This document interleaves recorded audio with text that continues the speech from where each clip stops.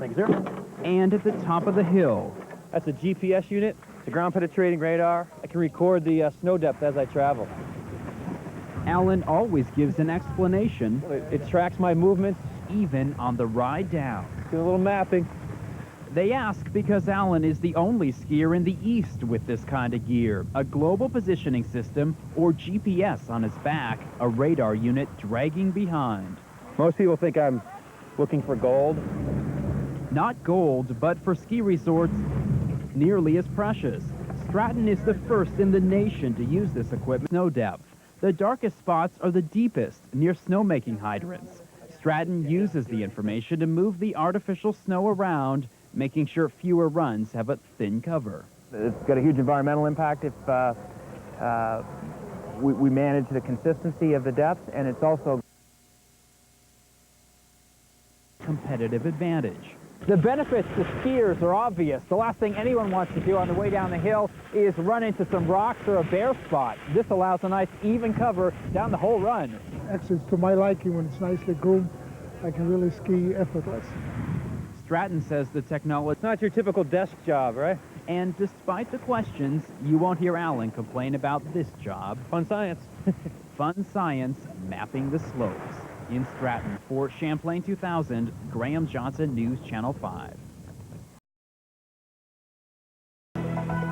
Basically, welcome to an experience that I hope you never have to endure in real life. It's an experience that will change their lives, at least for a day. Students in Bonnie Duke's sociology class are spending 24 hours in wheelchairs. You might want to put that on first because once you sit, you can't use your legs. We don't really get how privileged we are until we actually have to change our circumstances. Larissa Williams says she gets it now after struggling through her daily routine. It took me a few tries to even get into the stall at the bathroom. Polly Barrett says it didn't take long for her arms to become weary. Her hands got a workout. My hands are in pain. They're blistering, they're red, they hurt. But it's not only physical. You got it? Holly had to go to the mall. It's part of the assignment. There, she felt emotional pain, discrimination. She says people brushed her off. The way I saw it, people were like, hi, I don't really want to get to know you. I'm just saying hi out of courtesy. Holly knows she can walk away from this tomorrow, but one of her classmates cannot.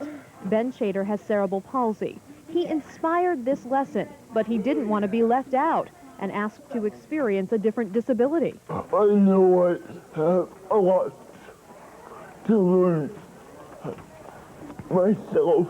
And you're going to look kind of funny, but notice what people say. Ben will wear special glasses that make him legally blind. He says simply getting from one end of the hall to the other is now a challenge. He looks kind of cool. It teaches you a lot. Oh, Chris. There's one thing Ben knows about that the others don't, the EvacuTrack. The fire alarm goes off. You open the EvacuTrack case, It's used in emergencies and then you just lift it out. It's to get people with disabilities out of the school. lift and sit, and then Libby guides her back. Here we go. How you doing, Molly? Put your head back. The students had to let others help them. They had to trust Put your head back, Mom. and lose some of their independence. And you take for granted your legs, you really do, and how much freedom you have with them. When you think about it, 24 hours is not a big price to pay for a little bit of empathy. Holly and Larissa say after being disabled for a day, they'll try not to take their abilities for granted. For Ben, well, he says to see the world clearly, he had to be blind. In Montpelier, for Learning Counts, Stephanie Gorin, News Channel 5. Bonnie Duke says local businesses and organizations donated the wheelchair. Still shot, but Mike French took it, and I tell you what, it is impressive even in this picture, but if you look with your own eyeballs, it... Oh, check this out. The Northern Lights, huh? Show in the sky. Did you guys see this at all last night? I didn't. Okay. I didn't either. I'm going to be phoning you later tonight because I think we're going to get a Please bit of a do. repeat. That's what NASA is thinking at this point. It was spectacular. That is amazing. That is incredible. It was really good. Our photographer, Mike French, God bless him, got Yeah. out of bed. He loves and this when he stuff. shot at it, there he is. Wait a minute, who's shooting that? How did he do that? But he got up, I think he shot this at 3 o'clock in the morning. I was out there looking at it at 1 o'clock.